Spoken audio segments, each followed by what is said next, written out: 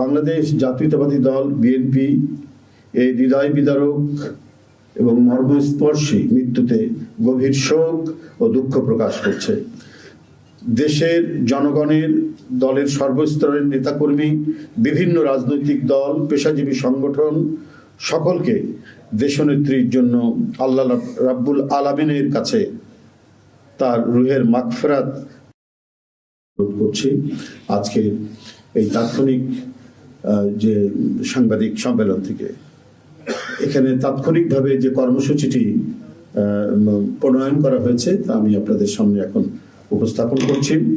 কর্মসূচি: দেশনেত্রী বেগম খালেদা জিয়া আমাদের মাঝে নাই, পৃথিবী থেকে তিনি চলে গেছেন। তার মৃত্যুতে 7 দিন ব্যাপী বাংলাদেশ জাতীয়তাবাদী দল বিএনপি শোক পালন করবে।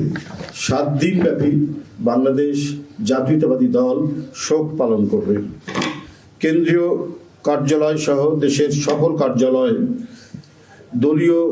সকল দলীয় কার্যালয়ে 7 দিন ব্যাপী কালো পতাকা উত্তোলন করা হবে। 7 দিন ব্যাপী কালো পতাকা উত্তোলন করা হবে।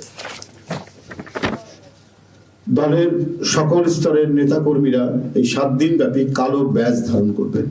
7 দিন ব্যাপী কালো ব্যাজ ধারণ করবেন।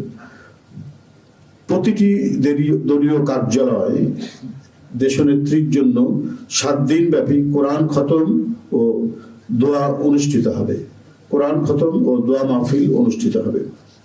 কেন্দ্রীয়ভাবে গুলশান কার্যালয় ও নয়াপল্টনস্থ কেন্দ্রীয় কার্যালয়, কেন্দ্রীয়ভাবে গুলশানস্থ চেয়ারপারসনের কার্যালয় ও নয়াপল্টনস্থ কেন্দ্রীয় কার্যালয়ে এবং জেলা পর্যায়ের দলীয় কার্যালয়ে শোক বহি খোলা হবে। যারা গণ্যমান্য ব্যক্তি আছেন সেই শহরের এবং আরো যারা মনে করেন বিভিন্ন রাজনৈতিক দলের নেতৃবৃন্দ, সেই শোক বহিতে তারা মন্তব্য করবেন এবং স্বাক্ষর করবেন। মরহুমা দেশনেত্রী বেগম খালেদা জিয়ার নামাজে জানাজা ও দাফন পরবর্তীতে জানানো হবে। মরহুমা দেশনেত্রী বেগম খালেদা জিয়ার নামাজে জানাজা ও দাফন পরবর্তীতে জানানো হবে। এই ছিল কর্মসূচি। ধন্যবাদ আপনাদের সবাইকে।